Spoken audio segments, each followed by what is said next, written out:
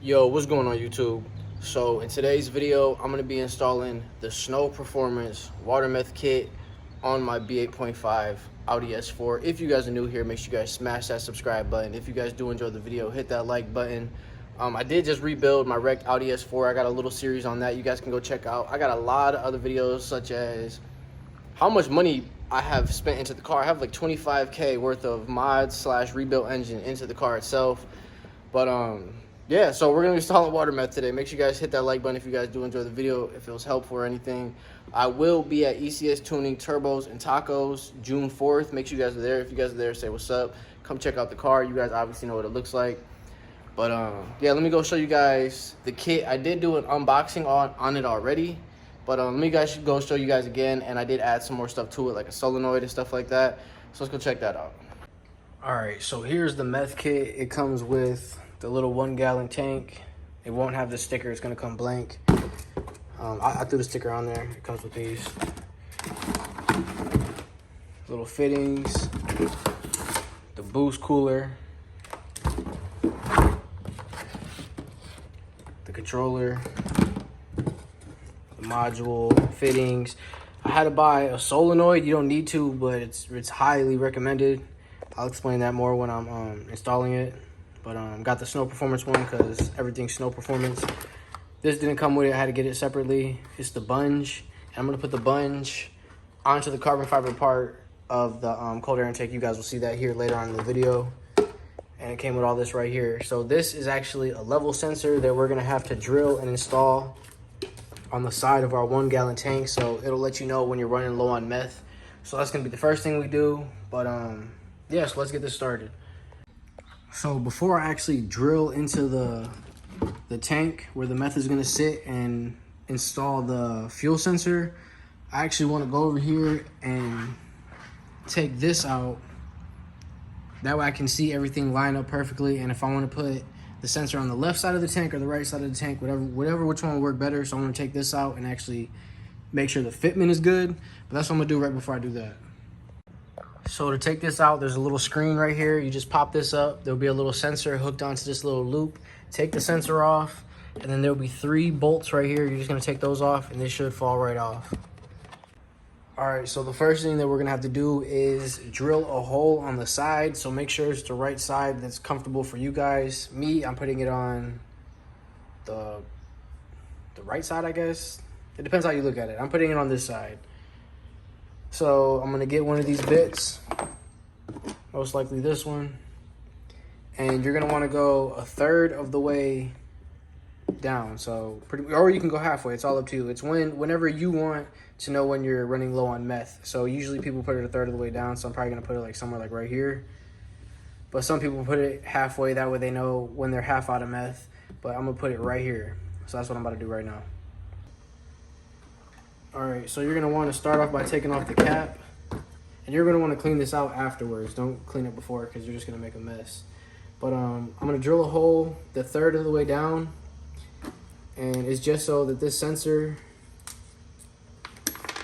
right here can fit in it, and there's an arrow on the sensor that has to be pointing down. There's a little arrow right there, and it has to be pointing downwards. So that's what we gotta do. So I got the bit, and I'm about to get started.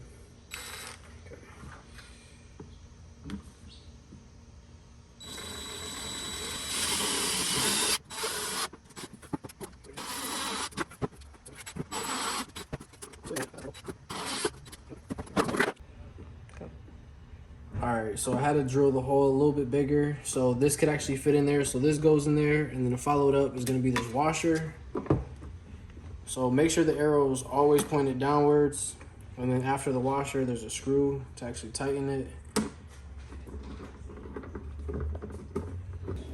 All right, so you're gonna wanna put the white sealer little thing in there, and then the washer, and then the nut, and it should look just like that. So this is perfect, and you could hear it in there, but make sure you get all the debris from out of the tank from when you drilled.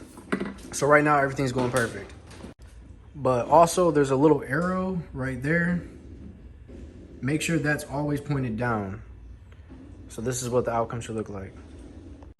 So once you get this on fully,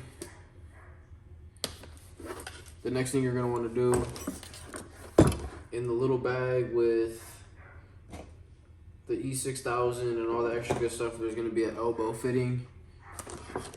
You're gonna want to put that at the bottom of this.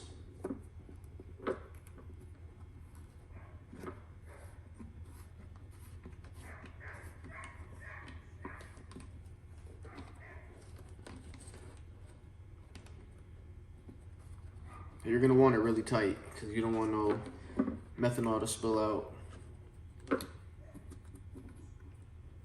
That should be good.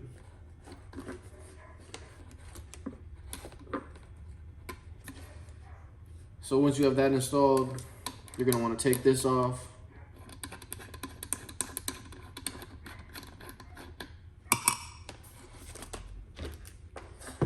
You're gonna want to grab your reinforced rubber fitting, which is the hose. Take a little section out. Put this at the end of the hose.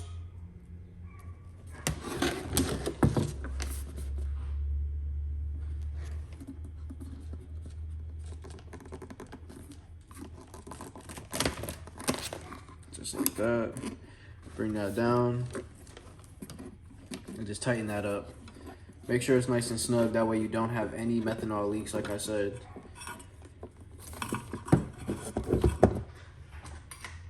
Definitely not gonna be the one.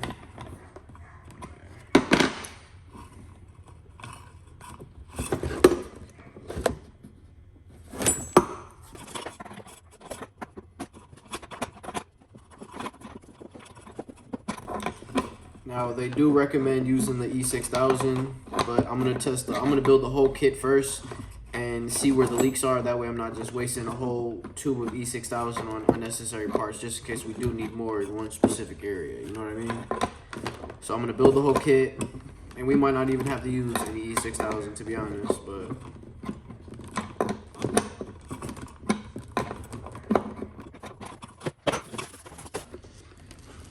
so now that this is on there nice and snug, that's what it's supposed to look like.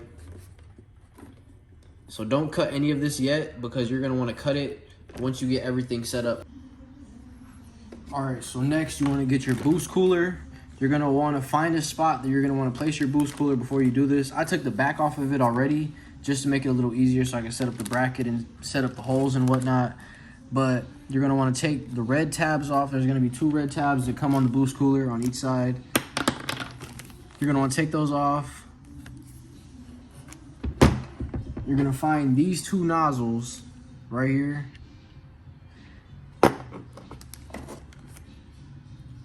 You're gonna wanna get your E6000, because this is the part of the system you do not want to leak. You do not want your pump to leak.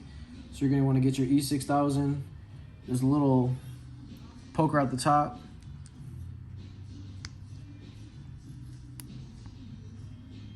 All right, so the hole is poked now.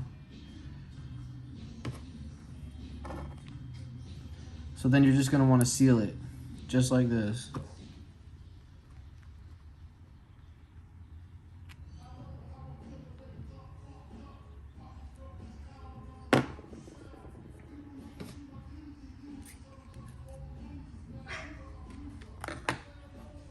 So I got, if this will focus.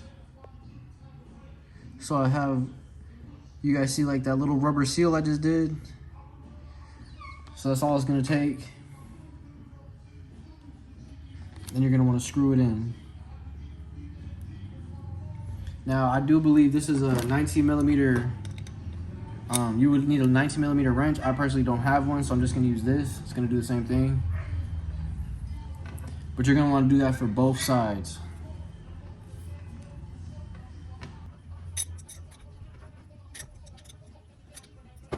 So this is what it looks like right now. So next, I'm gonna get a little towel and I'm gonna actually clean it up around the areas.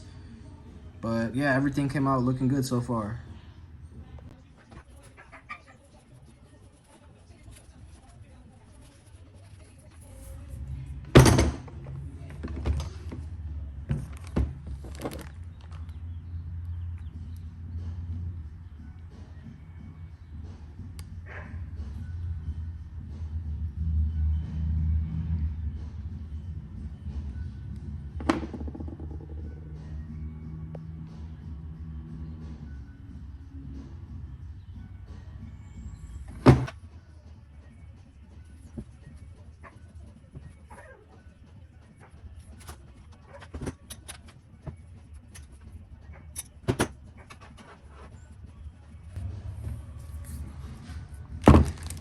So this should be the final outcome for your guys' boost cooler. So at the top, there'll be arrows indicating which one is your in and out, obviously. So we're actually gonna mount this up, and then we're gonna cut the line for the actual tank, because the tank is gonna go to the boost cooler from the end. You guys will see that here in a second, but yeah, I got to hook on the back bracket, get the holes all made and everything, but the boost cooler is all set and ready to go. All right, so now that we have the boost cooler all set up, so pretty much where it's going to be placed, somewhere in that area, and then I'm going to have the tank sitting right here. But before I actually install the boost cooler, I want to install the tank first, because that's kind of what comes first, you know what I mean? So I'm gonna install the tank right there. You guys will see that here in a second. I'm gonna drill 2 holes with a 5/16 right there, and then I got 2 of those, and then I got 4 nuts so that I can actually lock it into place. You guys will see that here in a second, but I'm about to drill the holes right now. I already do have both of the holes made for the Watermeth tank. It was really hard, but we got it in there. So before I actually put the tank in, I want to mount the boost cooler. So I did already drill some holes right down there. So the boost cooler is going to sit right there. I did have to use extra screws because I'm not going to use the screws that they gave, the self-tapping screws. I'm going to use some different ones that'll be easier for me to install the kit with. But yeah, so right now we're going to install the boost cooler and then the tank.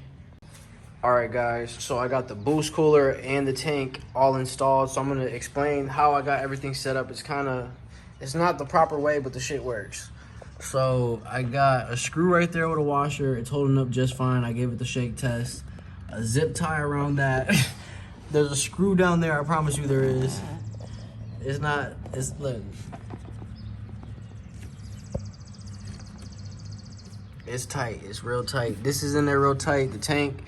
So with the tank, I have a bolt under here, a bolt under here. And with those bolts, they're locked in right there with 2 nuts right here locking the actual tank in, and then this locking that in against the wall. Same on this side. But yeah, on to the next step. Okay, so I took the tank back out so I have more room when I install my solenoid. So what I'm gonna do is, it's gonna come from the tank, and I'm gonna have it facing the driver's side. So the wire is gonna come out through there. I'm gonna make a hole somewhere. And then there's the in and out of the solenoid. And I'm gonna place that right here. And it's gonna go in, out, and I'm gonna probably run it through this little entranceway right here, down through the pump, and then from the pump, it'll probably come right back out and then into the intake tube. So yeah, I'm about to install the solenoid right now. Okay, so this is where we're at so far. So it's coming right down from under the tank, from underneath the level sensor, straight through this hole. And I did like sand down the hole a little bit, that way it's not too rough and cut in the hose. Straight through over here to the solenoid. The solenoid's going down. It's riding that down there, swooping right back up. And before I actually connect the other hose to the other side of the fitting, or the other side of the boost cooler, that hose is gonna come through there, come right out through here like I said. But I'm gonna put in my tap right now, so that's what I'm gonna do next. All right, guys, so everything is pretty much installed. This took way longer than expected. I got the boost tap right there. The boost tap is leading through this hole that I drilled next to the other tap, and it's connected to the sensor, and the module is right there. So everything's connected behind here. I do have the solenoid connected. That connected perfectly. A bunch of wires down there. If I could recommend something, it would recommend having the boost cooler upside down. I was recommended that after I installed it like that, so it's gonna stay like that for a second. I ran 2 wires. I ran the fuse wire and the controller down under through the driver's side.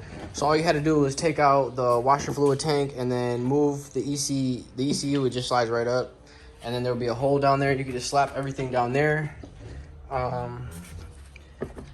ran this 20-inch fuse adapter right here, and it's connected to, I believe, the heated seats. I can't remember. It's connected to the heated seats or some shit like that.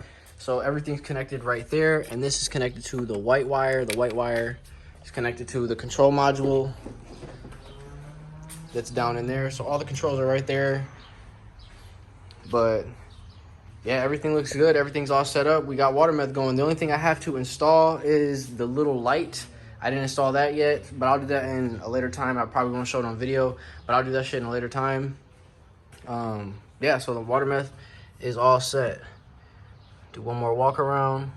So it's coming from under the tank, through here, through the solenoid, down through there, down, up and under, and shooting right here. So you want it as close to the cold air intake as possible. That way, the Watermeth and everything is pretty much like already going into like a vapor form through to your supercharger. But yeah, everything's looking good. Just gotta slap that on and slap the controller. I'll probably put the controller maybe somewhere over here or over there. I don't know yet. But yeah, so I installed Watermeth today. It's a pretty easy kit. If you guys need any help, you guys can always ask me. Follow me on Instagram at Dynamic Demon Racing. I asked like 30 people for help. Doesn't hurt to ask for help, you know what I mean? I didn't know how to do this shit off the back of my hand. But yeah. So we do have Watermeth injection. But yeah, it was kind of like an easy, hard installation. If you guys are new here, make sure you guys hit that subscribe button, hit that like button if you guys did enjoy the video. Follow me on Instagram at Dynamic Demon Racing. But yeah, I'm out. Peace. Trying to slow this motherfucker down, almost missed the shot. IDS 4 or 5 seconds, we spin the block. Play with gang, you would die, I kid you not. Red dot face shot, contagious like chicken pox. Gon' do it from outside, 6 AM in your bushes. Waiting for a nigga come outside so I can cut.